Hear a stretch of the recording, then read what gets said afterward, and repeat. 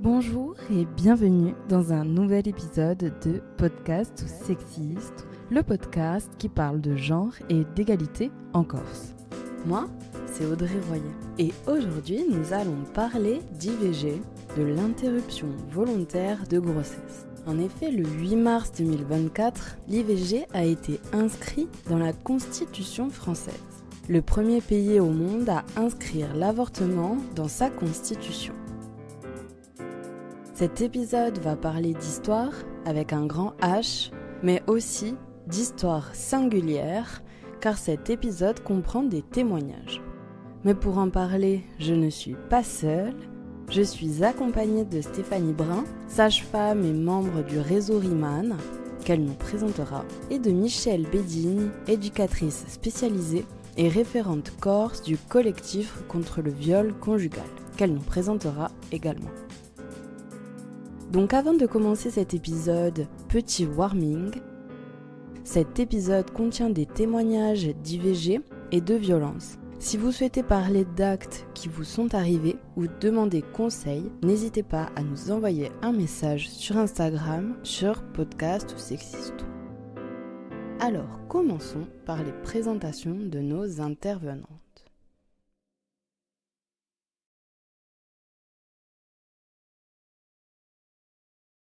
Bonjour à toutes et tous, je suis Stéphanie Brun, je suis sage-femme territoriale donc, au sein de la collectivité de Corse et j'ai pour principale mission de coordonner un réseau insulaire de maîtrise des naissances qui s'appelle donc RIMAN et j'exerce aussi une bonne partie de mon temps au centre de santé sexuelle d'Ajaccio.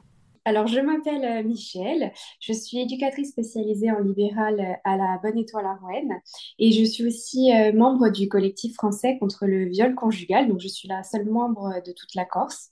Le collectif français contre le viol conjugal c'est un collectif tout nouveau, c'est le premier contre le viol conjugal. Il a été créé en juillet 2023 pour sensibiliser la société au consentement au sein du couple et lutter contre le viol conjugal et ses conséquences. Donc du coup, on est plusieurs membres dans toute la France réunis, on fait régulièrement des réunions, etc., pour mettre en place beaucoup de sensibilisation, etc., tout le long de l'année, en fait.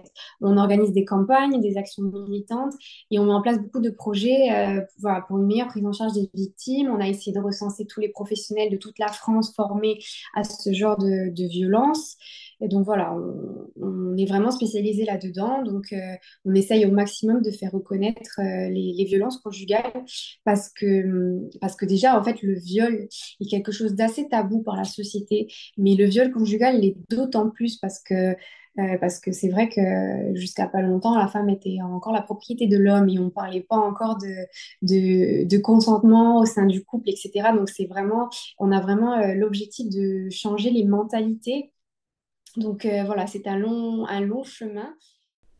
Merci à nos intervenantes pour ces petites présentations, nous y reviendrons plus tard, mais dans un premier temps, je voudrais définir avec toi, Stéphanie, ce qu'est la contraception dans un premier temps. Donc la contraception, c'est contre la conception. C'est une personne ou un couple qui souhaite obtenir des moyens de contraception, c'est parce qu'il a conscience qu'il peut avoir un enfant et que pour le moment, il n'en veut pas. Donc, il va trouver un moyen pour ne pas avoir de grossesse. Alors, il existe plein de moyens de contraception. On a les moyens très traditionnels et très... aller sur l'écoute des cycles, le calcul, les différentes méthodes, les méthodes d'observation de cycle, qui n'ont vraiment pas une grande efficacité, mais bon, qui ont le mérite d'exister. Puis, ce sont les premières qu'on avait... avant de maîtriser la contraception hormonale. Ensuite, on a tout ce qui est donc contraception hormonale, donc ça c'est très intéressant, qui agit sur le cycle en fait et qui permet de bloquer donc l'ovulation, d'empêcher du coup la rencontre avec l'ovule et le spermatozoïde et puis l'implantation d'un futur embryon. Donc ça c'est la pilule, le dispositif intra-utérin ou le système intra-utérin qu'on appelle plus communément les stérilets et l'implant également. Il existe des anneaux contraceptifs et aussi des patchs contraceptifs.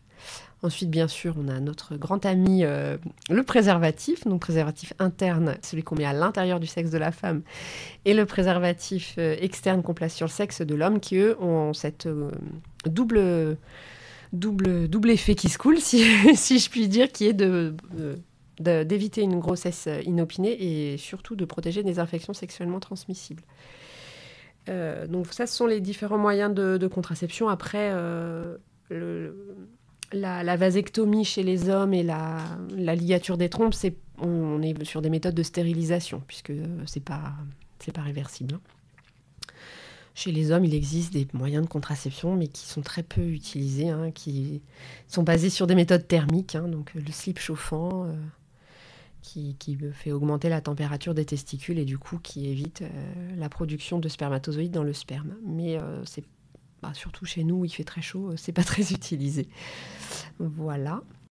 C'est en effet très intéressant de définir premièrement ce qu'est la contraception, car c'est ce qui vient bien en amont de l'IVG. On reviendra ensuite sur les préjugés, Stéphanie, mais est-ce que tu peux définir maintenant l'IVG, s'il te plaît ? Donc l'IVG, c'est l'interruption volontaire de grossesse. Donc la personne qui va venir nous voir pour une interruption volontaire de grossesse, elle ne pensait pas qu'elle pouvait être enceinte. C'est pour ça que c'est important de ne pas opposer IVG et contraception. Cette personne-là, elle est enceinte et dans sa tête, ce n'était pas possible. Pour plein de raisons. Soit parce que elle avait un moyen de contraception, et c'est quand même le cas pour beaucoup d'IVG. Il y a des moyens de contraception en cours. Alors mal mis, mal pris, mal compris, mal observé. C'est sûr que voilà, oui, je prends la pilule, vous la prenez tous les jours, non. C'est sûr, ça peut pas marcher. Mais dans sa tête, elle pensait qu'elle faisait bien la patiente. Je l'ai oublié une fois, mais je me suis dit que c'était pas grave. En fait, si, c'est grave. La pilule, il faut bien la prendre tous les jours. Et en fait, c'est souvent, on fait un avortement sur contraception parce que c'est pas une contraception adaptée. Mais dans sa tête, la patiente, elle ne pouvait pas être enceinte puisqu'elle avait un moyen de contraception. Ou elle ne pouvait pas être enceinte parce que dans sa tête, elle avait calculé que ce n'était pas le bon moment. Que voilà, ça ne pouvait pas arriver. Donc, elle se retrouve enceinte et c'est une grossesse dont elle ne veut pas, ou dont le couple n'est pas prêt à accueillir l'issue de cette grossesse, à savoir un enfant. Donc, elle vient nous voir pour interrompre cette grossesse. Donc, l'IVG est autorisée et légalisée en France depuis 1975 grâce à Simone Veil. Il y a eu différentes lois suite à cette dépénalisation de l'IVG qui ont permis petit à petit de mieux prendre en charge de cet acte et de façon pour un public plus élargi. Donc de nos jours, on peut interrompre sa grossesse sans restriction d'âge, sans accord parental aussi chez la mineure, ça c'est important de le savoir. On n'a pas besoin de l'accord parental. Alors bien sûr, dans les faits, on doit s'efforcer le plus possible nous en tant que professionnels de le recueillir, mais quand c'est pas possible et ça ne doit pas différer l'interruption de la grossesse. La seule personne qui en a le pouvoir, qui a le pouvoir décisionnaire sur interrompre cette grossesse, c'est la patiente, quel que soit son âge. C'est pris en charge à 100%, comme je le disais tout à l'heure, par les caisses d'assurance maladie et c'est maintenant anonymisé. L'anonymat est possible aussi chez la majeure. On pratique des IVG médicamenteuses, donc selon une méthode chimique. On prend des comprimés jusqu'à 7 semaines de grossesse ou 9 semaines d'aménorrhée, c'est-à-dire depuis le premier jour des dernières règles. Et puis ensuite, jusqu'à entre 7 semaines de grossesse et 14 semaines de grossesse, donc 16 semaines d'aménorrhée, c'est une méthode chirurgicale qui est proposée. Donc ça, c'est exclusivement fait en centre hospitalier. L'avortement reste un choix, souvent douloureux, aux raisons multiples. Accidents de contraception, précarité financière, problèmes de santé. Les femmes ont et auront probablement toujours besoin d'avorter un jour ou l'autre, mais ça touche toutes les catégories sociales, tous les âges, tous les métiers. C'est ce que nous certifie Ghada Hatem. Donc actuellement, depuis très très longtemps maintenant, je ne sais pas depuis combien de temps, mais depuis qu'en tout cas on fait des stats, le taux national d'IVG, il est relativement stable. On est à cette année là pour 2023. Pour 2022, pardon. Les stats de 2023 sortiront en septembre 2024. Donc l'adresse nous a donné les statistiques en septembre pour l'année 2022. Donc on est à 15,5 IVG pour 1000 femmes de 15 à 49 ans au niveau national. En Corse, on est à 17 pour 1000 femmes de 15 à 49 ans qui font des IVG. Donc on est un tout petit peu au-dessus du taux national. Qu'est-ce que ça dit tout ça ? Eh ben, ça dit qu'on est bien en fait. Finalement, qu'on a une bonne offre de services pour la prise en charge des interruptions volontaires de grossesse. Parce qu'on sait qu'il y a d'autres régions qui ont des taux beaucoup plus faibles. Mais ce qu'on a pu observer, c'est que dans certaines régions, il y a... En fait, ce qu'il faut savoir, c'est que pour les professionnels de santé réalisant les IVG, donc les médecins et les sages-femmes, on a la possibilité de faire jouer ce qu'on appelle notre clause de conscience. C'est-à-dire de dire à la patiente, moi, ma conscience fait que je ne veux pas pratiquer ce geste-là. Alors... c'est assez drôle que ça ne soit que pour l'IVG parce qu'en fait, dans l'absolu, on peut le faire pour tous les gestes qu'on propose. Ce qu'on n'a pas le droit de faire, c'est de laisser la patiente sans soin.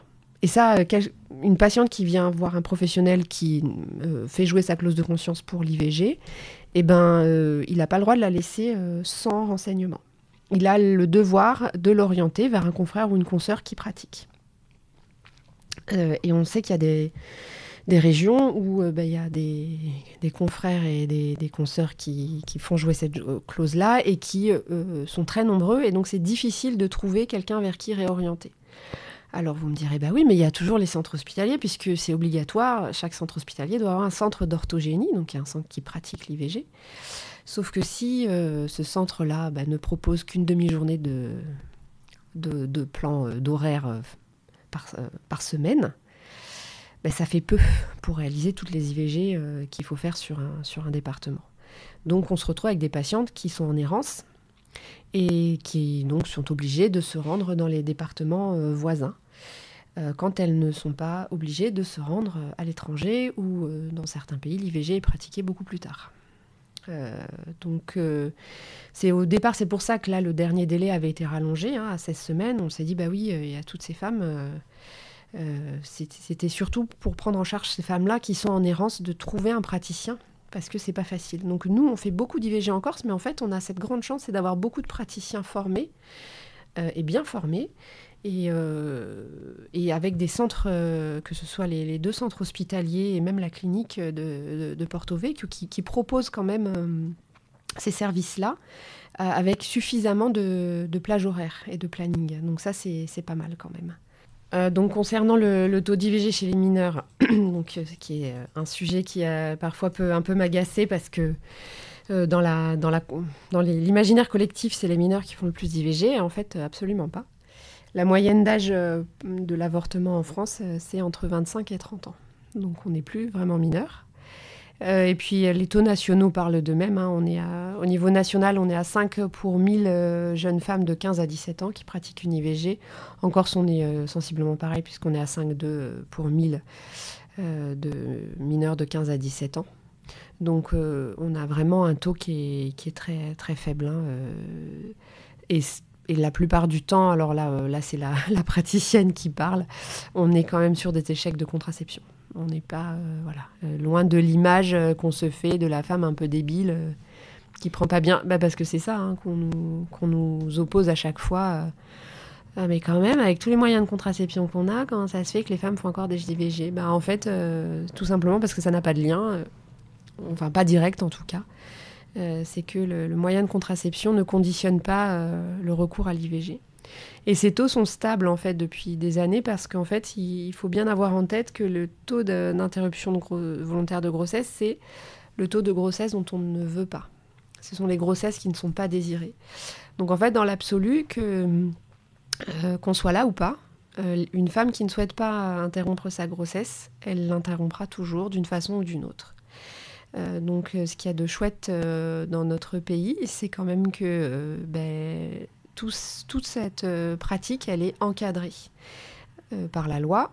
Elle est encadrée au niveau médical. Donc les femmes se retrouvent à pouvoir interrompre cette grossesse dans des conditions de sécurité, de santé physique, de santé sexuelle et de santé émotionnelle. Parce qu'en fait, on propose toujours un entretien psychosocial aux femmes qui souhaitent interrompre leur grossesse. Alors, il n'est pas obligatoire chez la majeure, il doit obligatoirement être réalisé chez la mineure. En revanche, nous, en tant que praticiens, on a le devoir de le proposer. Et bon, il y a des femmes qui refusent, ça arrive, mais c'est quand même très très utile. Et nous, dans les centres de santé sexuelle, on a aussi cette possibilité d'abord d'avoir les personnes qui sont les conseillères conjugales et familiales et des psychologues aussi qui réalisent ces entretiens, qui sont là sur site. Donc effectivement, on propose aussi des fois des entretiens post-IVG. Bon, ça n'a rien d'obligatoire, mais c'est intéressant parce que ça permet aux femmes d'organiser ce qui se passe dans leur tête à ce moment-là. Madame Veil, elle a commencé son discours en 1975 par « Aucune femme ne recourt à l'avortement de gaieté de cœur ». C'est toujours un drame et ça le sera toujours. Et c'est vrai. Nous, au centre de santé sexuelle, on réalise vraiment beaucoup d'IVG et je peux vous garantir que j'ai jamais vu une femme arriver contente de la situation. C'est compliqué. C'est compliqué, mais néanmoins, il faut accompagner ces femmes à ce que ça se passe dans les meilleures conditions possibles. On parle de taux incompressibles, on parle de femmes qui trouvent n'importe quel moyen d'avorter, mais de quoi s'agit-il exactement ? Revenons un peu dans l'histoire. Selon le magazine Sud-Ouest, l'avortement se pratiquait déjà dans l'Antiquité et surtout, il était déjà interdit. Au XVIe siècle avant Jésus-Christ, le papyrus Ebers, l'un des plus anciens traités médicaux connus, contient des prescriptions pour faire avorter les femmes. En Mésopotamie antique, on interdisait déjà l'avortement, preuve qu'il a toujours existé. Au Moyen-Âge, on parle de silphium, une plante médicinale, aujourd'hui disparue, qui était utilisée comme contraceptif par les femmes pour limiter la taille de leur famille. Au XVIIIe siècle, les femmes font appel à des faiseuses d'anges, parmi elles des tricoteuses, qui utilisent des aiguilles à tricoter pour percer la poche des os ou ouvrir le col de l'utérus afin d'entraîner une fausse couche. Une opération douloureuse qui se pratiquait toujours dans la clandestinité et dont meurent de nombreuses femmes, notamment faute d'hygiène. On voit bien que malgré les interdictions, malgré les sanctions, les emprisonnements, les avortements perdurent. Il s'agit de ce taux incompressible. Mais alors, comment en est-on arrivé à légaliser l'avortement médicalisé ? Ici, nous allons parler uniquement du cas de la France. L'avortement thérapeutique est autorisé dans les années 30 dans ces pays tels que la Pologne, la Turquie, le Danemark, la Suède, l'Islande et même le Mexique. Une pilule anticonception est développée aux États-Unis pour sauver la vie des femmes, les protéger et en cas de viol ou de malformation du fœtus.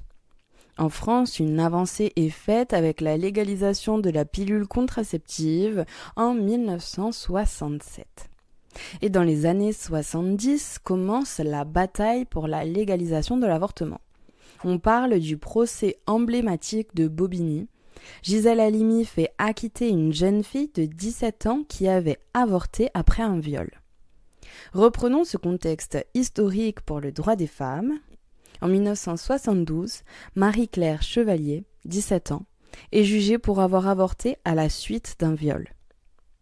Alors pour se défendre, Michel fait appel à Gisèle Halimi, qui accepte et en fait un grand procès pour toutes les femmes. Après médiatisation, après l'art oratoire de Gisèle Halimi, après le soutien d'associations et de personnalités publiques, Michel est acquitté. Écoutons un extrait des archives de l'INA sur ce procès. Vous vous vous en souvenez, c'était le 12 octobre. Cette information a fait les gros titres des journaux. La télévision a consacré plusieurs de ses émissions à l'événement. Marie-Claire, 17 ans, accusée d'avortement, a été relaxée. Son défenseur, maître Gisèle Halimi, explique comment cette relaxation, qui fait jurisprudence, est une étape importante pour la suppression de la loi répressive de l'avortement. C'est déjà une première étape, parce que Marie-Claire a été relaxée alors qu'elle reconnaissait avoir commis les faits, qu'elle indiquait qu'elle avait choisi librement de le faire et qu'elle en avait parlé à sa mère ensuite. Et en troisième lieu, elle a dit à la fin de l'audience qu'elle ne le regrettait pas. Par conséquent, il y avait bien un délit, il avait été commis et reconnu, il y avait bien une culpabilité puisqu'il y a un délit, mais il semble que les juges, en indiquant que Marie-Claire n'avait pas délibérément et librement choisi cela, qu'ils aient attribué la culpabilité ailleurs et par conséquent à la société et à la loi. Bien. Ne croyez-vous pas que la libéralisation de l'avortement fasse reculer la contraception ? Non, voyez-vous, ce que vous dites libéralisation, nous parlons de la liberté, c'est pas la même chose. Nous ne voulons pas que l'avortement soit permis seulement dans certains cas. Nous voulons qu'en toute hypothèse et en dernier ressort, la femme et la femme seule soient libres de choisir. Nous considérons que l'acte de procréation est un acte de liberté. Et aucune loi au monde ne peut obliger une femme à avoir un enfant si elle ne se sent pas capable d'assumer cette responsabilité. Maître Halimi, vous avez 3 enfants. Est-ce que Oui. vous avez choisi de leur donner la vie ? J'ai choisi d'avoir mes 3 enfants et je dois dire que, surtout en ce moment, peut-être parce qu'ils deviennent de grands garçons, les 2 aînés en particulier, ils ont 20 ans et 17 ans, le 3e a 8 ans, je sens à chaque moment à quel point ça a été très très important pour moi de les choisir. Je sens à chaque moment combien je m'en sens responsable et quelle joie c'est pour moi de les avoir. Je l'ai signé, je l'ai dit publiquement et j'ai avorté à des moments de ma vie où j'avais absolument senti qu'il ne m'était pas possible d'assumer une naissance. Car assumer une naissance, ça ne veut rien dire tout seul. Assumer une naissance, c'est assumer quand même une vie. C'est accompagner un enfant. Et cela, il faut être capable de le faire. Quand je n'ai pas été capable de le faire, j'ai avorté. Personne au monde n'aurait pu m'en empêcher. Écoutons à présent des témoignages de femmes qui ont avorté dans l'illégalité, extrait toujours tiré des archives de l'INA. Je suis mariée, j'ai 3 enfants. Je n'en ai voulu que 3 et j'ai avorté 3 fois. Il faut dire la vérité, que le vrai scandale dans l'avortement clandestin et dans l'oppression des femmes, c'est l'hypocrisie. C'est ce qu'on dissimule. La vérité, c'est que toutes les femmes avortent, y compris les femmes de députés, et les maîtresses des ministres, et tout le monde. Seulement, elles ne le disent pas. Personne ne nous obligera à mettre au monde des enfants par force. La preuve, c'est que la loi de 1920 a beau continuer d'exister, eh bien les femmes, quand elles ont essayé d'avorter, elles vont jusqu'à en mourir, elles vont jusqu'à devenir stériles, mais elles le font. On était dans la campagne, dans le Berry, en zone libre. J'avais dit à mon amoureux, eh bien pour mon anniversaire, on va faire l'amour. Et puis évidemment, j'ai été enceinte tout de suite. Alors c'est là que mon père, il m'a fait avorter pour la première fois. Alors moi, j'ai été condamnée pour ça, à 2 ans de prison avec sursis, pour avoir fait un avortement illégal. C'était la démerde, quoi, ceux qui avaient de la chance et ceux qui avaient de l'argent. Et puis après, quand on s'était débrouillé tout seul, on essayait de dépanner les autres. La solidarité femme, elle a marché quand même là. Je me suis autorisée, si on peut dire, à faire des avortements sur mes propres amis. C'est une femme qui avait vécu la même chose, qui avait failli en mourir d'une septicémie, qui me donne cette adresse avec la consigne de me faire des piqûres d'antibiotiques. J'avais le sentiment d'être délinquante au sens premier du terme, c'est-à-dire hors de la société, mais pas en faute, hors d'eux. C'est la grande expérience de ma vie, c'est une épreuve initiatique, c'est-à-dire que je ne serai plus jamais pareille après. Les médecins, ils étaient ligotés par la loi et leur attitude oscillait entre le mépris, et la violence et du moins ceux que j'ai rencontrés. Mais elle existe toujours plus ou moins, cette loi du silence. On n'allait pas jusqu'aux détails. Or, ce sont les détails qui tuent. Ce sont les détails qui sont affreux. On m'a laissé le fœtus pendant 2 jours dans la clinique, dans le bidet. Ça m'a complètement traumatisée. Alors, j'ai fait une dépression pendant 6 mois qui ont suivi. J'étais complètement retournée. Bon, 2 ans après, je me suis retrouvée enceinte. J'ai cherché encore une solution et je voulais pas passer par où j'étais passée, puisque la fois d'avant également à la clinique, j'avais fait une hémorragie. On s'était trompé de groupe sanguin quand on m'avait fait la transfusion. On m'a donné les coordonnées pour aller en Hollande. On passe tous à la chaîne, c'est-à-dire on nous fait une piqûre, etc. Du fait qu'on ne nous endort pas parce qu'on est très nombreuses et qu'ils font un peu ça à la chaîne, on sait que pendant un quart d'heure, on va un peu déguster. J'avais 17 ans. J'ai eu affaire, elle faisait ce danger, mais j'en fais pas un fromage, hein, j'en fais pas, j'ai jamais dramatisé. Elle m'a posé sur une table de cuisine. Mais oui, mais bon, mais c'est pas, tout dépend ce qu'on en fait de cette table de cuisine. Et elle m'a posé une sonde, et puis après, rien, j'ai expulsé chez mes parents. Ma mère n'était pas là, mon père était là, il n'a pas posé de questions. Et là, je me dis, c'est un vrai communiste. Alors, il a fallu que je me débrouille par moi-même. Bon, comment du bricolage, maintenant quand j'y pense, je me demande comment je fais pour être là en ce moment. Est-ce que vous avez voulu vos 7 enfants? Non, oh non, on ne désire jamais beaucoup d'enfants. C'est dur à élever les enfants, vous savez. Puis en plus, on est esclave aussi. Vous avez pratiqué un avortement? Oui. Combien de fois? 2 fois. Vous n'avez pas eu peur du tout? Du tout, non. C'est vous-même qui voulez le provoquer? Oui, oui, oui. En principe, ça se passait le vendredi soir. Pourquoi le vendredi soir? Parce qu'on pouvait avoir samedi et dimanche pour saigner, et le lundi matin, elle repartait travailler. C'était atroce. Je vous rappelle que c'était la cause de mortalité la plus importante pour les femmes entre 18 et 50 ans. On avait peur de 2 choses. On avait un peu peur des flics, c'est vrai, et on avait aussi un peu peur qu'il nous arrive quelque chose avec la femme qu'on avortait. Alors, on s'était organisé. Moi, c'est une autre jeune femme qui m'a appris, qui l'avait appris d'un médecin. Il y a des médecins qui sont mouillés à ce moment-là, parce qu'il fallait se fournir du matériel. On n'avorte pas quand même sans matériel. Et les mecs de mon immeuble ont été vraiment très très chouettes, parce que je me souviens qu'ils avaient été acheter au puce un moteur de frigidaire pour 85 francs. Ils l'ont trafiqué, je ne sais pas, mais le moteur m'a fait un aspirateur Karman extraordinaire. Ce qu'il fallait, c'était ouvrir le col absolument. Et c'était ça qui est le plus difficile, parce qu'un col est extrêmement fermé. Il y en avait qui connaissaient aussi le curetage à vif. Il y en a quelques-unes qui ont eu droit à des curetages à vif. Il fallait les punir pour avoir péché. On ne le disait pas comme ça, mais vous êtes des salopes. C'est vrai qu'on partait en guerre, mais on avait quand même très peur. On s'était rendu compte que c'était la désobéissance civique. Mais il fallait être nombreux. Et qu'on n'allait réussir que comme ça. Et que les femmes qu'on avortait, il fallait qu'elles puissent témoigner, celles qui voulaient bien, pour pouvoir dire aux journalistes, voilà, dans tel hôpital, tel jour, à telle salle, on va faire un avortement Karman. Et que la femme, en sortant, elle disait, voilà, j'ai avorté. C'était plus tenable. C'est ça la désobéissance civique. Et à un moment où c'est plus tenable. En février de l'année 1973, il y a 50 ans, dans un manifeste, 331 médecins revendiquent avoir pratiqué des avortements et se déclarent pour la liberté de l'interruption de grossesse. Les signataires réclament une modification de la loi pour que l'avortement devienne un acte médical normal remboursé par la sécurité sociale. Chose faite en 1975 grâce au vote par l'Assemblée nationale du projet de loi de Simone Veil. Écoutons d'ailleurs un extrait du discours de Simone Veil qui défend l'avortement devant l'Assemblée nationale. Je le dis avec toute ma conviction, l'avortement doit rester l'exception, l'ultime recours pour des situations sans issue. Mais comment le tolérer sans qu'il perde ce caractère d'exception, sans que la société paraisse l'encourager? Je voudrais tout d'abord vous faire partager une conviction de femme. Je m'excuse de le faire devant cette assemblée presque exclusivement composée d'hommes. Aucune femme ne recourt de gaieté de cœur à l'avortement.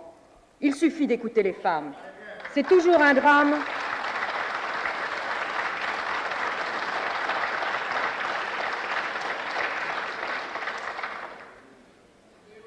C'est toujours un drame, cela restera toujours un drame. C'est pourquoi, si le projet qui vous est présenté tient compte de la situation de fait existante, s'il admet la possibilité d'une interruption de grossesse, c'est pour la contrôler et autant que possible en dissuader la femme. Nous pensons ainsi répondre aux désirs, conscients ou inconscients, de toutes les femmes qui se trouvent dans cette situation d'angoisse, si bien décrite et analysée par certaines des personnalités de votre commission spéciale a entendu au cours de l'automne 1973. Actuellement, celles qui se trouvent dans cette situation de détresse, qui s'en préoccupe? La loi les rejette non seulement dans l'opprobre, la honte et la solitude, mais aussi dans l'anonymat et l'angoisse des poursuites. Contraintes de cacher leur état, trop souvent elles ne trouvent personne pour les écouter, les éclairer et leur apporter un appui et une protection. Parmi ceux qui combattent aujourd'hui une éventuelle modification de la loi répressive, combien sont-ils ceux qui se sont préoccupés d'aider ces femmes dans leur détresse? Combien sont-ils ceux qui, au-delà de ce qu'ils jugent comme une faute, ont su manifester aux jeunes mères célibataires la compréhension et l'appui moral dont elles avaient un si grand besoin?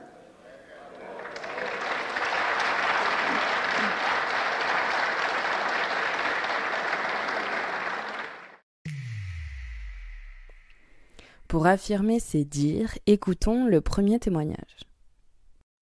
J'ai 40 ans, j'ai eu recours à une IVG il y a 10 ans de ça. À l'époque, j'étais sur le continent, en couple avec le père de mes enfants.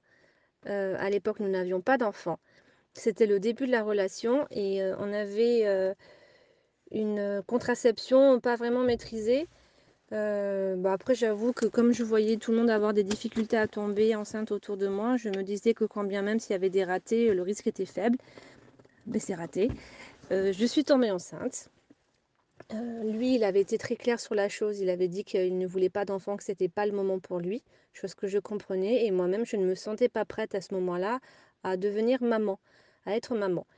Donc du coup, l'option a été de suite de pratiquer une IVG. Du coup, je suis allée dans un centre de planning familial. Et là, s'en suivit une série de 3 rendez-vous. Je savais que j'étais enceinte parce que j'avais un retard de règles et que j'avais fait un test. Du coup, je m'étais rapprochée du planning familial le plus proche de mon domicile.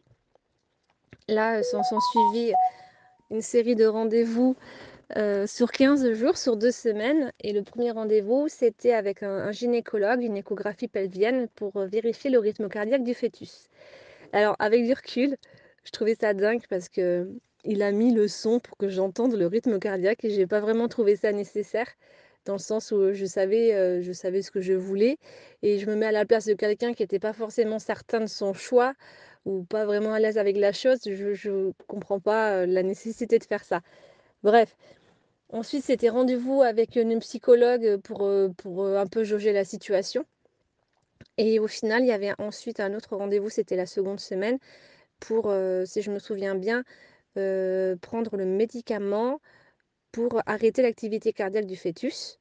Et ensuite, aller dans une clinique où, franchement, je ne me souviens plus, ou un dispensaire, j'en sais rien, où nous étions plusieurs. C'était une matinée, il fallait réserver une matinée, se réserver une matinée.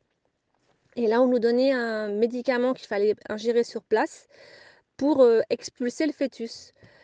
Du coup, j'étais avec 2 autres personnes dans mon dortoir, donc nous étions 3. C'était vraiment très, très particulier. Il y avait comme une espèce de gêne. On ne s'est pas adressé la parole, on ne s'est pas regardé. Je ne connais le prénom de personne de ce jour-là.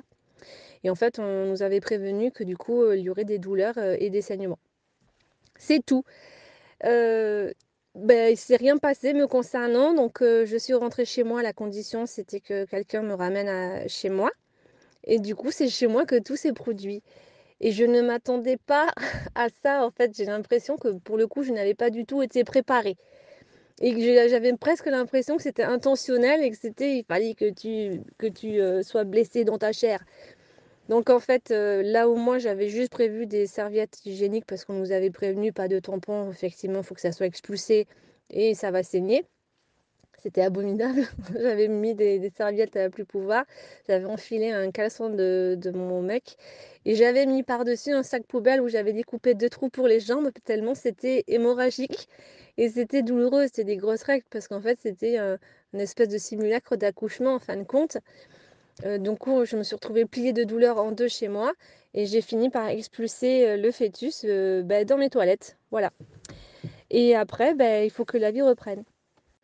Du coup, le lendemain, je suis retournée bosser parce que j'avais pu poser qu'1 jour pour cette fameuse journée. Et encore, j'ai eu de la chance parce qu'on nous avait dit que tu pouvais expulser entre 24 et 48 heures et qu'au-delà, il fallait aller voir les urgences. Donc moi, j'ai eu de la chance, ça s'est fait dans la journée. Mais quand même, le lendemain, tu as encore des pertes. t'es pas bien, quoi. Ben non, tu dois retourner travailler parce que t'as pas d'arrêt maladie. Enfin, moi, j'en avais pas en tout cas. Je suis retournée bosser avec les pertes, avec la fatigue.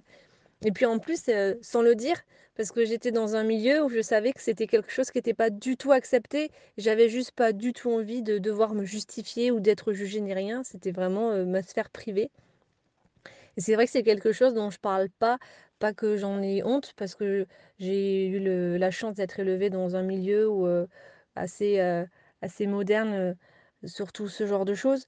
Mais je me rends compte, en parlant autour de moi, que c'est quelque chose qui n'est pas du tout intégré encore, quoi. Il y a un certain tabou vis-à-vis de ça. Et j'ai eu encore beaucoup de chance parce que l'avortement peut se faire que dans les 6 ou 7 premières semaines, je sais plus. Et du coup, moi, je m'en suis rendu compte, à la fin du premier mois, donc tu avais déjà 4 semaines de passé. Et après, tout se fait sur 15 jours. Donc si j'avais raté à quelques jours près, j'étais hors délai et ça passait pas.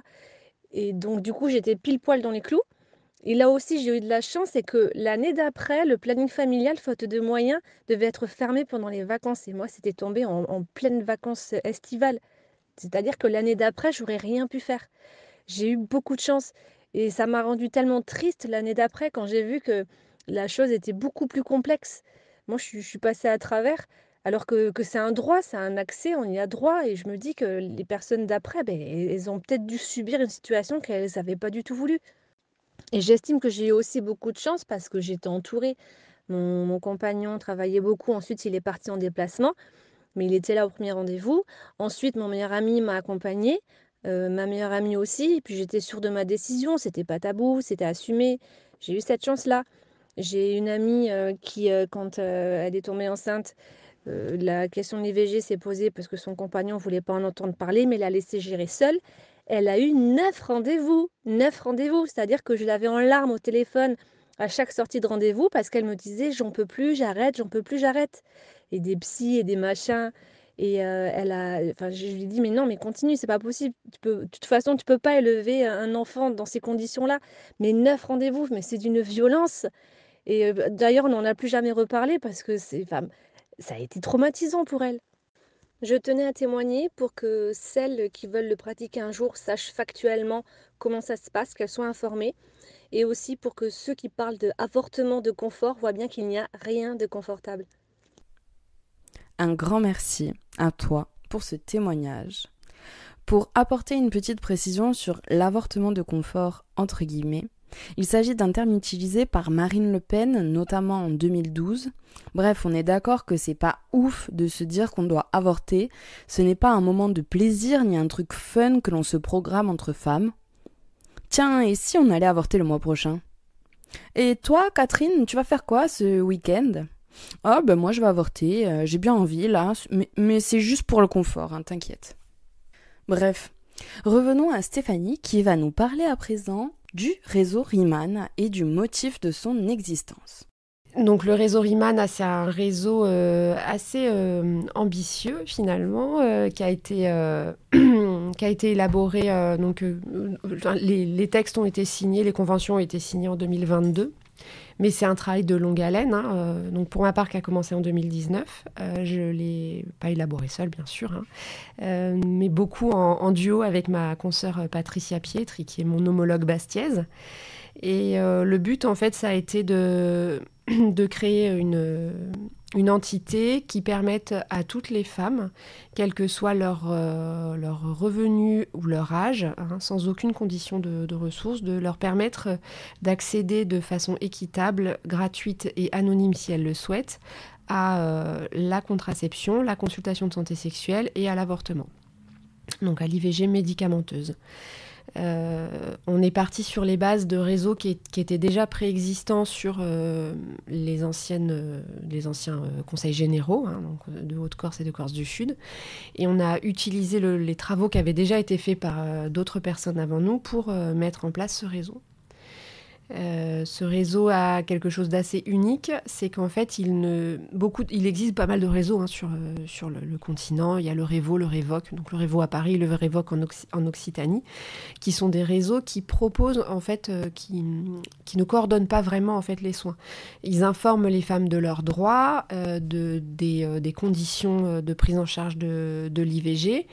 Ils sont d'ailleurs essentiellement axés sur l'IVG et ils informent aussi des lieux où elles peuvent se rendre et des démarches qu'elles peuvent faire. Mais ils ne proposent pas des professionnels qui travailleraient ensemble en réseau et puis sans avance de frais pour ces femmes-là, en fait. Donc l'intérêt, c'est que quand les femmes voient le logo du réseau RIMAN chez un professionnel de santé, donc ça peut être donc, un médecin généraliste, un gynécologue, une sage-femme, les pharmacies, les laboratoires, et certains radiologues et les échographistes, eh bien, les femmes savent que dès l'instant où elles adhèrent à ce réseau, donc elles adhèrent chez les professionnels de santé, et dès qu'elles ont leur carte d'adhésion, en allant chez ce professionnel-là, pour tous les soins et la médication en lien donc avec la contraception, l'IVG et la santé sexuelle en général pour tous les dépistages,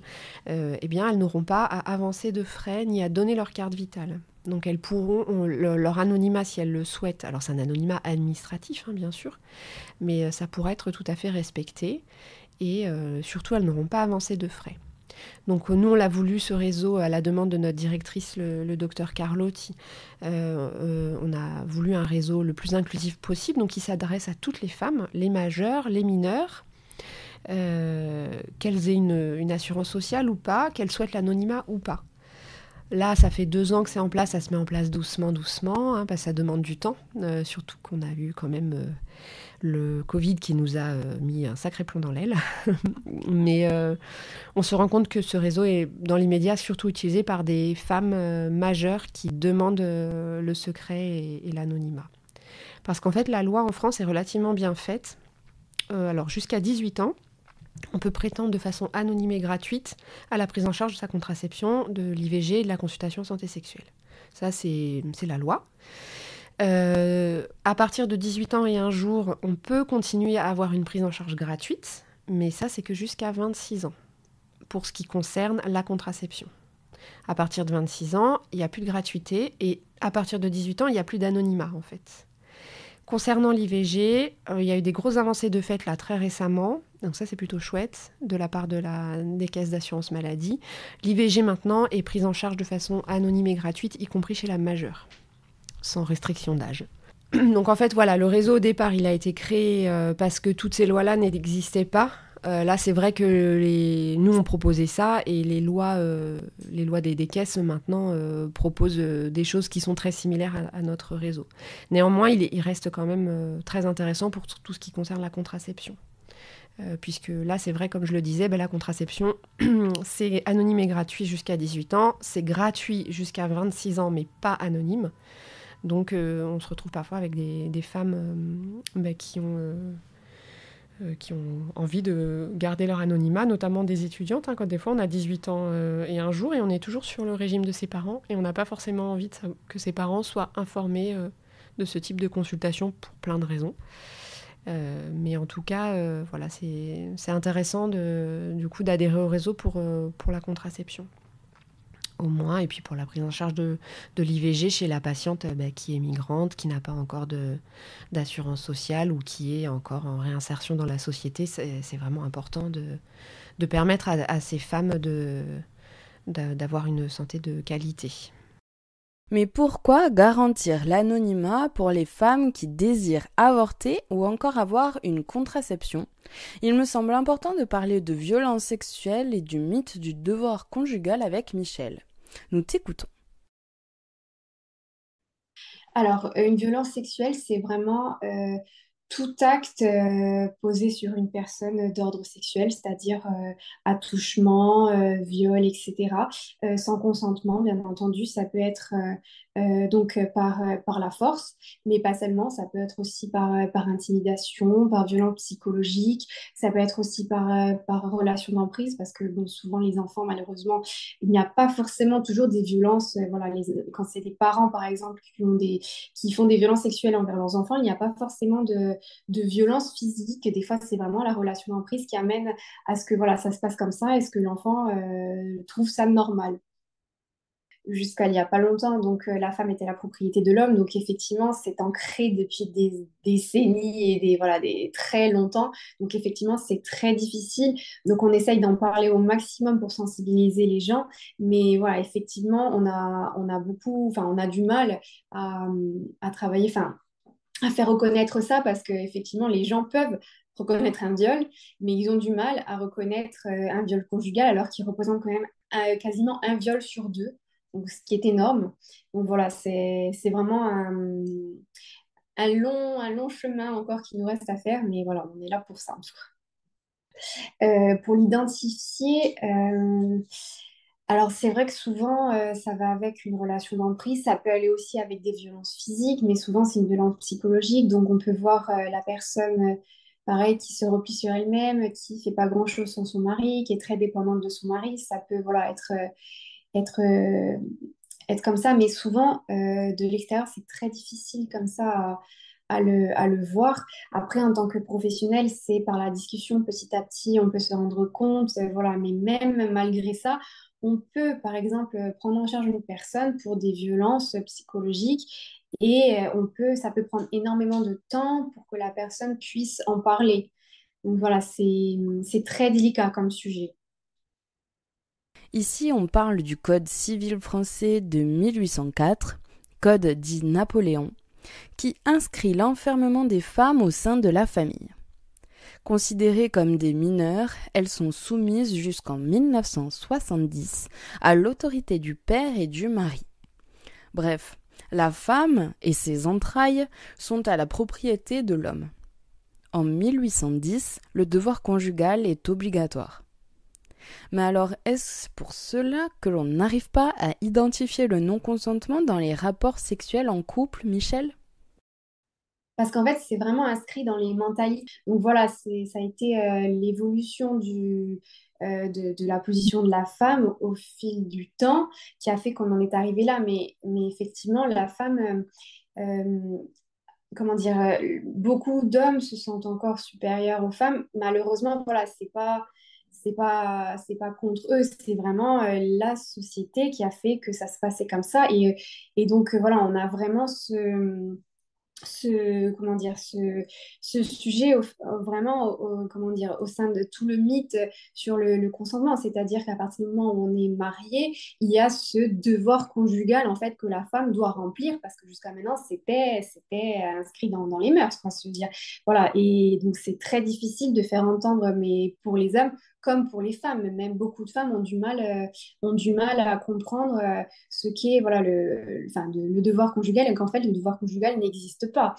Et, et voilà, c'est pour ça que c'est très difficile, même en tant que victime, de se reconnaître là-dedans parce qu'il faut pouvoir sortir de ça. Parce que, en fait, le consentement est quelque chose de très large. C'est pas seulement le fait de ne pas vouloir. Ça, c'est clair et net. Voilà, à partir du moment où c'est non, c'est non. Mais il y a aussi, en fait, voilà, cette histoire de devoir conjugal où beaucoup de femmes, en fait, se forcent parce qu'elles ont l'impression de le devoir en fait à leur mari. Et donc effectivement, elles vont pas le vivre forcément comme un viol parce qu'il n'y aura pas eu de violence, il y aura pas eu, voilà, ça n'a pas été forcé, mais elles se forcent elles-mêmes. Donc c'est quand même un rapport sans consentement. Donc voilà, l'histoire du consentement est assez large, assez difficile vraiment à définir parce qu'on ne connaît pas enfin, exactement où se situe la limite.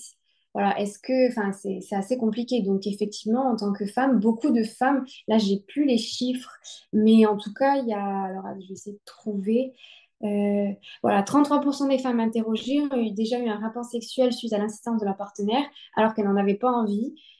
Donc, c'est quand même c'est quand même énorme. Voilà, certaines se forcent d'elles-mêmes et qu'il y a quand même 33% des femmes qui se sont forcées après l'insistance de leur mari. Alors voilà, c'est très compliqué à le comprendre en tant qu'homme et en tant que femme.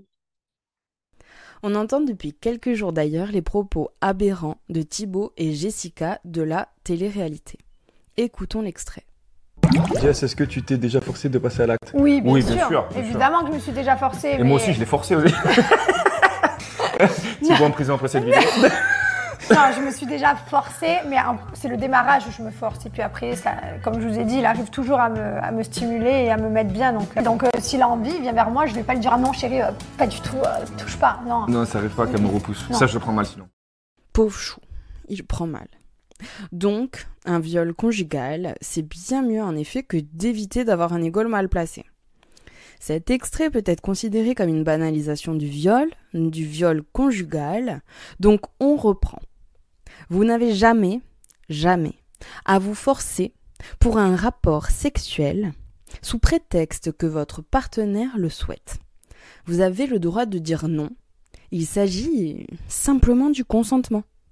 S'applique aussi bien évidemment lorsque l'on est en couple. Et s'il ou elle n'est pas contente, il ou elle peut prendre la porte. Merci, mais non merci. Je voudrais rajouter que, en fait, souvent, quand on entend violence sexuelle, c'est vrai violence sexuelle conjugale, on comprend mari et femme. Alors qu'en fait, ça peut être, c'est vraiment au sein du couple. Et effectivement, il y a même des mineurs de 16-17 ans qui sont en couple. Et c'est donc effectivement une violence sexuelle conjugale. On a du mal aussi à le voir parce que voilà, on n'est pas marié, mais une violence sexuelle conjugale peut être aussi voilà, auprès des adolescents, auprès des étudiants, parce qu'à partir du moment où on est en couple avec la personne, c'est une violence conjugale. Et ça, voilà, c'est quelque chose à savoir. C'est pas uniquement les personnes mariées ou pas que c'est toutes les personnes en couple. Quand on parle violence conjugale, on parle aussi de coercition reproductive. Est-ce que tu peux nous expliquer ce que ça signifie, Michel ? Oui, alors voilà, donc la coercition reproductive, c'est vraiment le fait de contrôler ou de forcer sa partenaire dans le but d'interférer dans l'orientation en fait contraceptive et productive. C'est-à-dire que c'est vraiment contrôler ou forcer une personne à prendre ou non une contraception, à tomber enceinte ou non. Voilà, c'est le contrôle sur vraiment tout ce qui est autour de la contraception et de la reproduction de la personne.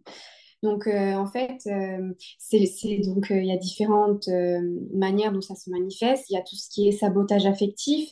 Donc, c'est cacher les pilules, distribuer les pilules contraceptives. Il y a aussi percer les préservatifs. Il y a utiliser la violence physique pour retirer un contraceptif. Il y a aussi, aussi le fait de ne pas soutenir financièrement sa partenaire dans l'achat d'une contraception afin qu'elle ne puisse pas l'utiliser. Et il y a aussi manipuler ou menacer pour que la personne ne les utilise pas. Donc ça, c'est tout ce qui est en rapport avec la contraception. Après, il y a aussi tout ce qui est la pression relative à la grossesse. Donc, c'est mettre la pression, menacer ou blesser sa partenaire afin qu'elle n'utilise pas de moyens contraceptifs pour qu'elle tombe enceinte. Et après, donc, il y a la coercition lors de la grossesse. C'est menacer sa partenaire qui ne désire pas être enceinte ou à l'inverse, la blesser, afin soit de provoquer une fausse couche, soit de forcer à interrompre sa grossesse pour qu'elle ne la poursuive pas. Disons que maintenant, heureusement, il y a beaucoup plus de dispositifs et d'aides pour les jeunes, mais voilà, les contraceptions, certaines sont assez coûteuses et effectivement, voilà, ça peut être un moyen de contrôler la partenaire, de pas aider financièrement, alors que c'est le rôle de l'un comme de l'autre. Ça les concerne tous les deux. Il y a aussi le fait de retirer le préservatif. On entend beaucoup parler, surtout chez les jeunes, du coup. Et voilà, ça, c'est quelque chose dont on entend parler. Après, les violences physiques pour provoquer une grossesse, ça aussi, ça arrive lorsque le partenaire frappe la femme au ventre, etc. Et aussi, forcer à interrompre une grossesse, aussi, on en entend, on n'en entend pas beaucoup parler parce que c'est quand même quelque chose d'assez tabou, mais effectivement, ce sont des choses qui arrivent. Écoutons un nouveau témoignage qui aborde la coercition reproductive. Donc, il y a quelques années, j'ai été en couple avec un garçon plus âgé que moi. Lorsqu'on s'est rencontrés, j'avais 23 ans. On a passé 3 ans ensemble. Donc, c'était une relation assez remplie de ruptures et de réconciliations. Et à la dernière année, en fait, j'ai arrêté le contraceptif parce qu'en fait, je supportais pas les hormones, j'avais trop d'effets secondaires. Il était au courant et il était OK, en fait, pour avoir un bébé. Et du coup, voilà, pendant plusieurs mois, on a fait plus ou moins en sorte d'avoir un bébé. Donc, j'ai fini par tomber enceinte la dernière année. Et lorsque je suis tombée enceinte, il a finalement préféré me faire avorter, en fait. En fait, voilà, c'était assez compliqué parce que devant les gens, devant sa famille et tout, il disait qu'il était content qu'on allait avoir un bébé, même devant sa petite nièce qui avait 4 ans, il disait que sa tata, elle allait avoir un bébé et tout. Et quand on était tous les deux, il était extrêmement méchant, il voulait me forcer à avorter. Donc ça a été très difficile. J'ai fini par avorter du coup parce que je ne me voyais pas avoir un bébé dans ce genre de famille, on va dire. Et du coup, voilà, j'ai avorté. Et en fait, pendant l'avortement, j'ai subi un viol, en fait, pendant l'avortement. Donc, voilà, ça a été un petit peu compliqué. Après, le problème, c'est en fait, l'avortement n'avait pas fonctionné. Donc, en fait, le viol, je l'ai un peu mis de côté dans ma tête, je l'ai complètement zappé et je me suis concentrée pendant plusieurs mois sur l'avortement parce que donc j'ai avorté en septembre 2019 et j'ai terminé réellement d'avorter en fin novembre 2019 du coup. J'ai dû m'y reprendre plusieurs fois parce que je n'arrivais pas à avorter, je prenais les médicaments mais je n'arrivais pas à avorter. Donc j'ai fait plusieurs tentatives. Je me suis du coup, au bout d'un moment, en fait, le médecin m'a donné une pilule pour déclencher des règles. Et je me suis retrouvée en fait à avorter un jour sur le canapé de ma meilleure amie lorsque j'ai pris son bébé dans mes bras. Et j'ai fini dans la baignoire, en fait. Et voilà, j'étais recouverte de sang. Donc, cette situation est assez traumatisante. Donc, voilà, ça a duré plusieurs mois. Ça a été très long et très difficile, très douloureux aussi. Et voilà, du coup, mon cerveau a dû faire un choix sur le traumatisme à traiter en premier. Donc, il a d'abord traité l'IVG. Sachant qu'à ce moment-là, avec mon ex, c'était assez compliqué parce qu'il avait disparu, il ne me répondait plus, je lui disais que j'étais encore enceinte, il me bloquait de partout et le peu de fois, enfin la fois où j'ai réussi à l'avoir au téléphone, il me disait, il me demandait en quoi c'était son problème en fait. Donc voilà, ça a été très long et très difficile et il m'a fallu plusieurs années pour m'en remettre. Et quelques mois après, du coup, j'ai commencé à avoir des flashs qui sont venus par rapport à mon viol. Donc, effectivement, en fait, quelques jours après mon avortement, donc quand je perdais encore beaucoup de sang et il fallait surtout pas en plus avoir de rapports sexuels pour risque d'infection. Bon, en fait, j'étais encore enceinte, du coup, je ne savais pas. Donc, effectivement, j'ai subi un viol de la part de mon ex et il m'a fallu plusieurs années pour réussir on va dire, à accepter que c'était un viol. Et là, du coup, je suis en plein dépôt de plainte. Donc, voilà. Alors, en fait, voilà, déjà, le problème, c'est qu'il y avait vraiment cette IVG en premier qui n'était pas voulu et qui, non seulement, donc, un IVG est traumatisant, mais le mien a duré 3 mois. Donc, je ne pouvais pas me concentrer sur tout. Donc, ça a été vraiment déjà un déni. Et ensuite, quand c'est revenu, en fait, ça revenait par flash et puis ça disparaissait. Je me rendais compte et puis ça disparaissait. Et c'était vraiment, oui, difficile. En fait, j'arrivais pas à me rendre compte que c'était un viol. Déjà, en tant que personne, on va dire en tant que femme, quand j'étais jeune ou quoi, je m'étais déjà peut-être demandé, en tout cas, posé la question sur l'IVG, etc. Mais c'est vrai que jamais de ma vie, je m'étais dit, un jour je vais me faire violer, quelle serait ma réaction? Donc c'était impossible en fait pour moi que ce soit un viol. Et effectivement, le fait que ce soit mon ex-copain et le père de mon bébé, c'était d'autant plus traumatisant. Enfin, c'était impossible à concevoir. Sachant que du coup, j'en parlais à personne. Donc en fait, mon cerveau, il voulait pas. Non, il voulait pas entendre que c'était un viol et que c'était lui qui m'avait violée. Il a fallu que j'en parle et il a fallu énormément de temps j'arrive à poser le mot viol et qu'effectivement que j'arrive à accepter que ce soit donc mon conjoint, oui, qui ait pu me violer. Alors, oui, c'était en fait, comment dire, en fait, au départ, donc moi, je voulais vraiment pas du tout avorter. J'ai fait tout ce que j'ai pu pour essayer de le convaincre. Mais effectivement, quand j'ai vu, parce qu'en fait, quand j'étais enceinte, il est devenu vraiment très violent, très agressif. Et c'est là que j'ai compris que je ne pourrais pas avoir de bébé dans cette situation, que je ne pouvais pas lui faire vivre ça. Donc, en fait, j'ai accepté malgré moi, on va dire, pour le bébé et pour moi, pas qu'on ait cette vie-là. Et ça a été, en fait, ça a été très difficile. Je suis allée une première fois pour essayer de prendre des cachets. Donc, je suis allée à l'hôpital et j'ai pas réussi. Donc, je suis rentrée à la maison et c'est là qu'il a été d'autant plus insistant. Et donc, j'ai dû y retourner une semaine après. Je les ai pris vraiment à contre-cœur. Ça a été vraiment très difficile. Et bon, j'en souffre toujours aujourd'hui. Je suis un petit peu traumatisée. Normalement, je travaille dans la petite enfance, auprès des enfants, on va dire. Et en tout cas, tout ce qui est petite enfance, ça a été très difficile de me rapprocher, de retourner près des enfants, même de voir des femmes enceintes. Dans ma famille aussi, ça a été très difficile. Voilà, sachant qu'en plus, du coup, ça a duré 3 mois où toutes les 3 semaines, je retournais chez le médecin, il me refaisait une écho, il me disait, je suis désolée, mais vous êtes toujours enceinte.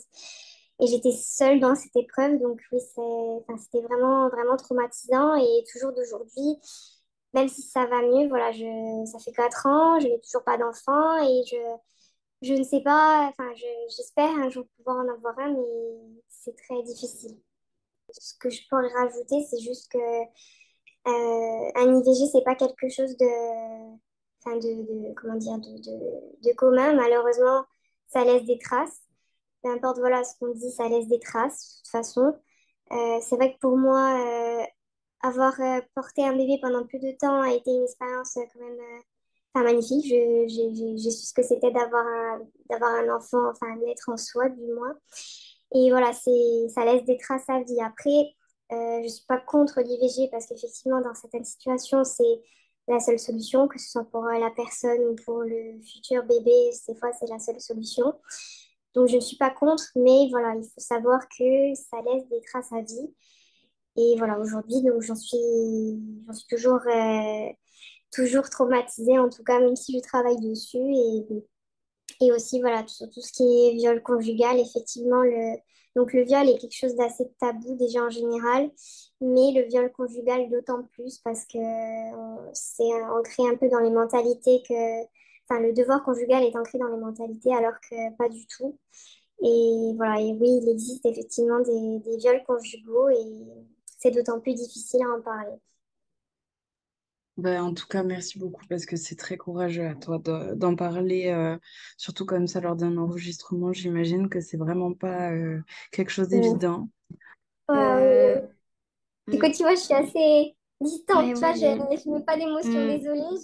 Mais non, mais je comprends tout à fait. Et je pense que les personnes qui écouteront cet épisode aussi comprendront que c'est un vrai traumatisme et qu'en tant qu'humain, en tant que femme, on fait des choix pour se protéger et je pense que tout le monde le comprendrait très bien. Pour reprendre un peu notre historique droit des femmes, en 2010, le Code civil Napoléon instaure le crime de l'avortement jusqu'à condamner à mort les femmes qui le pratiquent. En 1967, la contraception est autorisée sur prescription. En 1971, signature d'un manifeste de 343 médecins qui affirment avoir pratiqué des IVG. En 1972 se tient le procès de Bobigny qui va relaxer une jeune femme victime de viol qui a avorté. En 1974, Simone Veil présente son projet de loi à l'Assemblée nationale composé de 9 femmes et de 481 hommes. En 1982, l'avortement est remboursé par la Sécurité sociale. En 2013, l'IVG est remboursée à 100% pour toutes les femmes et la contraception est gratuite de 15 à 18 ans. En 2022, ce droit est étendu à toutes les femmes jusqu'à 25 ans et enfin, en 2024, l'IVG est inscrite dans la Constitution. Article 34 de la Constitution. La loi détermine les conditions dans lesquelles s'exerce la liberté garantie à la femme d'avoir recours à une interruption volontaire de grossesse. La France devient le premier pays au monde à reconnaître dans sa constitution la liberté à recourir à l'avortement. Qu'en penses-tu, Stéphanie ?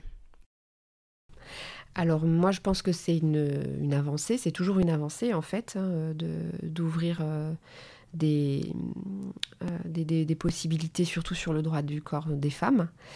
Moi, ce que je regrette un petit peu, c'est que c'est la loi, cette loi, c'est pas la loi du droit à l'IVG, c'est la loi de la liberté à l'IVG. C'est très bien, mais j'aurais trouvé ça un petit peu plus... Ça aurait assis un petit peu plus de choses sur la...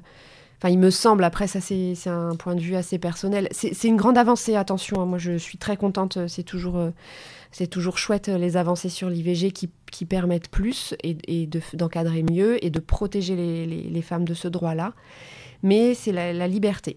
Donc c'est super de protéger la liberté, bien sûr, mais néanmoins, ouais, si ça avait été le droit, ça aurait été peut-être un petit peu plus... Ça aurait assis un petit peu plus l'IVG dans notre constitution. Bon, mais on va pas... Voilà, il faut qu'on... C'est quelque chose d'important à faire. Malheureusement, on sait qu'il y a des pays dans lesquels c'était toléré, et puis d'un coup, il y a eu une remise en question et un retour en arrière sur la prise en charge, notamment sur la santé sexuelle des femmes.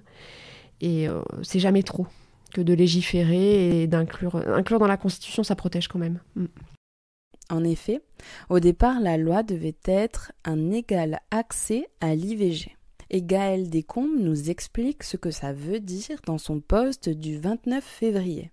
Ce texte est assez transphobe puisque le mot « femme » n'est pas neutre et donc cette loi ne s'applique pas aux personnes trans. Le terme « liberté » plutôt que « droit » signifie aussi que les personnes dans les déserts médicaux auront toujours autant de mal à trouver un ou une praticienne qui lui dispenserait un IVG. Ça veut aussi dire, comme nous le disait tout à l'heure Stéphanie, que la clause de conscience de certaines médecins est autorisée également. La clause de conscience qui signifie en effet qu'un ou une médecin ou sage-femme n'est jamais tenu de pratiquer une interruption volontaire de grossesse.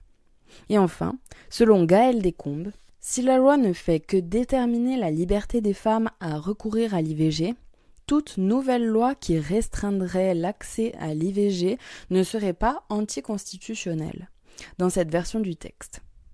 Bref, la liberté peut être restreinte là où le droit doit être garanti. Ce projet ne constitue pas réellement une protection institutionnelle, il s'agit un peu d'un leurre pour contenter tout le monde. Écoutons l'avis de féministes. Alors évidemment, l'inscription de l'IVG dans la Constitution, c'est une bonne chose. Après, ce qui me fait un peu peur, c'est que je me dis qu'il y a peut-être un loup, parce qu'il y a la clause de conscience des médecins qui prévaut sur l'acte. Donc en fait, je me dis oui, c'est peut-être juste un effet de com' et c'est pas complètement acquis et il va falloir continuer à être en veille et à réclamer ce droit. Écoutons à présent un nouveau témoignage sur l'IVG. Bonsoir. Je ne pensais pas vous écrire, puis je me suis dit que tout témoignage est bon à prendre en ce qui concerne l'IVG, surtout chez nous. Déjà, je suis très contente que quelqu'un se mette à en parler, car malheureusement, ça reste beaucoup trop tabou. Je ne suis cependant pas très à l'aise avec le fait de faire entendre ma voix. J'ai eu recours à un avortement quand j'avais 19 ans. J'étais dans une relation abusive et malheureusement, je n'étais pas assez informée sur les risques de grossesse. Je me suis adressé au planning familial le plus proche qui m'a redirigé vers une sage-femme la plus proche. Après avoir procédé à plusieurs examens médicaux, celle-ci me confirme que je suis bien enceinte. Je lui stipule donc que je ne souhaite poursuivre ma grossesse et souhaite engager une IVG, ce qu'elle me déconseille car le fœtus est très probablement viable. Je lui explique donc qu'effectivement c'est dommage, mais que mon avis ne changera pas. Elle me fait quand même voir l'échographie et entendre, je suppose, le cœur. Je me retrouve donc à devoir prendre les fameux cachets après plusieurs essais de sa part de me dissuader. Je pars donc après avoir pris le premier cachet et avec une ordonnance pour avoir du Doliprane pour calmer la douleur. Le reste de l'avortement se passe relativement bien malgré la douleur. 6 mois plus tard, je me retrouve à retourner voir cette sage-femme à cause de douleurs monstrueuses dans le bas du ventre. Celle-ci me dit que jusqu'à 2 ans après avoir un avortement, c'est totalement normal. J'ai dû voir 4 médecins avant qu'on me fasse une échographie pour voir que j'avais plusieurs kystes aux ovaires et cela dure depuis plus de 3 ans. Cet avortement ne m'a pas vraiment traumatisé étant donné que je n'ai jamais vraiment eu envie d'avoir des enfants. Cependant, je n'imagine pas l'impact que cela aurait pu avoir sur quelqu'un qui rêve d'avoir des enfants et qui avorte pour une raison qui lui est propre. J'espère ne pas avoir été trop longue dans mes explications et j'espère que les prochaines générations pourront avorter et avoir les connaissances nécessaires sans être jugées ou rabaissées. C'était à Porto Vecchio. Et le planning familial a vraiment été très bien. Ils m'ont accompagné comme il fallait et ont répondu à toutes mes questions. C'est la sage-femme vers laquelle ils ont sous-traité qui a été très désagréable. Une sage-femme avec son propre cabinet. C'était fin 2021. Que penses-tu de cette pratique de faire écouter le cœur, Stéphanie ? C'est compliqué Enfin, c'est compliqué, peut-être à comprendre, mais je vais essayer d'être la plus claire possible. Moi, quand je reçois ces femmes, je sais que de toute façon, si j'étais pas là, elles trouveraient un moyen. Mais qui serait peut-être un cintre rouillé, une faiseuse d'ange, des potions magiques mortelles. Donc en fait, à ce moment-là, on interromprait une vie. Après, il y a toujours la question philosophique et voilà sur le droit à l'avortement. Moi, je pense qu'il faut accompagner ces femmes de façon à ce qu'elles continuent leur vie de la façon la plus sereine et la plus sécure possible. Donc, parce que ces femmes, ce sont des mères aussi, ou des futures mères, et il faut qu'elles puissent continuer leur vie de façon sereine et en sécurité et en santé. Moi, je pense que il faut déjà écouter le témoignage des patientes, ça c'est une chose. Il faut aussi écouter le témoignage de ces praticiens, parce que peut-être qu'il y a une incompréhension de leur part, tu vois. Moi, après, j'ai quand même un devoir de réserve sur... je peux pas me permettre de juger les pratiques de mes confrères et consoeurs. Moi, c'est vrai que ça me gêne. Après, je précise toujours sur mes ordonnances, pas de son et pas d'image, s'il vous plaît, merci. C'est écrit en gros, en fluo. Pour pas le voir, faut le faire exprès. Après, je pense que ces personnes-là, elles doivent se former, c'est tout. C'est un défaut de formation. Et si c'est justement, comme je le disais tout à l'heure, si c'est par rapport à leur conscience, à ce moment-là, il faut pas accepter de recevoir des patientes en demande. C'est tout simple. Enfin, il y a plein d'endroits où les professionnels font jouer leur clause de conscience. Il y a aucun souci là-dessus pour les échographistes comme pour tous les autres. Il suffit de le dire. Non, mais en fait, moi, je pratique pas d'échographie pré- et post-IVG. Ils ont le droit, donc c'est dommage de ne pas se saisir de ce droit-là, parce que malheureusement leur comportement il fera pas chuter le taux d'IVG en fait. C'est un taux qui est incompressible. C'est comme ça, c'est les grossesses qui ne sont pas désirées. Et ce taux-là, il est stable et incompressible. Donc je pense que ce sont des personnes qui doivent se former mieux et se former plus. Et puis, le cas échéant, si vraiment, pour eux, c'est pas envisageable, moi, je peux comprendre, hein, il y a des soins qu'on peut refuser de faire, faut pas les faire. Si les médecins, si les échographistes sont adhérents au réseau, c'est qu'ils sont quand même formés à ça et qu'a priori, ils sont OK avec cette idée. C'est obligatoire, hein, quand on crée un réseau, on est obligé d'observer la pertinence et l'efficience du réseau. Donc nous, quand les femmes adhèrent, elles ont un questionnaire de satisfaction à nous retourner quand elles le souhaitent. Et du coup, ça tient compte, bien sûr, dans le questionnaire de satisfaction, il y a les modalités d'accueil, les modalités d'explication, la clarté des explications du praticien, la satisfaction du soin, de la prise en charge. Et le praticien aussi doit nous renvoyer des indicateurs d'observation. Ça, c'est plus nous pour les statistiques, pour voir un petit peu si on est raccord et à qui est-ce qu'on voit le plus dans le réseau. C'est comme ça, d'ailleurs, qu'on a vu que c'était majoritairement des majeurs qui demandaient l'anonymat, qui demandaient à entrer dans le réseau. Pour compléter ce droit de réserve, c'est OK de ne pas pratiquer, surtout si c'est pour surtraumatiser la patiente, on s'en passe. Par contre, on peut refuser de pratiquer une IVG uniquement en orientant dans la région à un établissement ou un pratiquant qui est en mesure de répondre aux besoins locaux. Nous arrivons au terme de notre épisode. Il est maintenant temps d'écouter l'ouverture proposée par nos interviewés. Oui, une note positive, c'est que grâce au réseau, quand même, on va pouvoir proposer plus de lieux pour accompagner les femmes dans leurs consultations en santé sexuelle, hein, que ce soit pour la contraception ou l'avortement, effectivement, ou même les dépistages.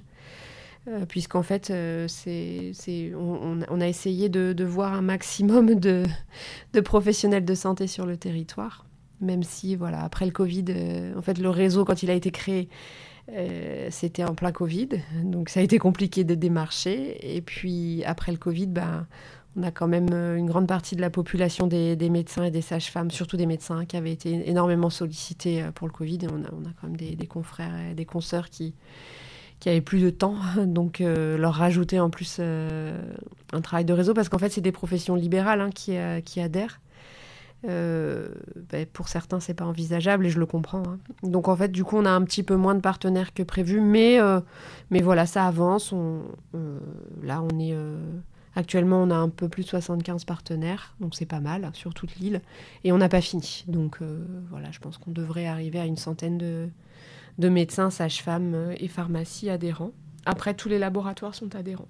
Et concernant le réseau, en fait, les patientes, elles vont pouvoir savoir à qui s'adresser grâce à une page web qui sera accessible depuis le site de la collectivité, qui va recenser tous les praticiens adhérents au réseau. Donc les sages-femmes, les pharmaciens, les médecins, les laboratoires... et je n'oublie personne, je crois. Et puis, bien sûr, après, il y a tous les centres de santé sexuelle. Hein. Ça, évidemment, c'est les anciens centres d'éducation et de planification familiale qui sont devenus centres de santé sexuelle depuis 2 ans maintenant et qui proposent, bien sûr, la prise en charge gratuite et anonyme de la contraception et de l'IVG. Alors du coup, si vous pensez être victime de violences sexuelles, il faut surtout en parler, essayer de trouver le courage d'en parler parce que c'est vraiment ce qui va aider à avancer pour après pouvoir bénéficier d'une prise en charge, à en parler donc à n'importe quel adulte de confiance ou même un ami pour pouvoir après être orienté donc, dans tout ce qui est envers les professionnels, envers les associations et envers aussi du coup ce collectif. Si vous ne savez pas, vous pouvez aussi des fois laisser des messages en anonyme et tout. Donc vraiment surtout ne restez pas seul et parlez-en. C'est vraiment pour vous aider. Parlez-en au maximum. C'est ça regroupe que ce soit les violences sexuelles envers tous les enfants, les adolescents, etc. Aussi, la difficulté qu'il y a d'en parler, d'être reconnu, c'est aussi les sentiments négatifs qu'il y a face à ça, c'est-à-dire tous les sentiments de culpabilité, de honte que la personne peut ressentir, où elle se sent responsable de ça. Ça, c'est aussi, d'en parler, c'est aussi le moyen d'en sortir, parce que malheureusement, on n'est pas responsable de ce qui nous arrive. Enfin, dans ce cas-là, en tout cas, la personne n'est pas responsable des victimes qu'elle a subies. Donc vraiment, voilà, il faut vraiment essayer d'en parler et ne pas culpabiliser pour essayer de sortir de ça au maximum. Voilà, surtout, voilà, ça va aussi avec le message de fin que j'ai fait. Donc vraiment, voilà, ne restez pas avec votre sentiment de honte et de culpabilité parce que vous n'êtes pas responsable des violences que vous avez subies.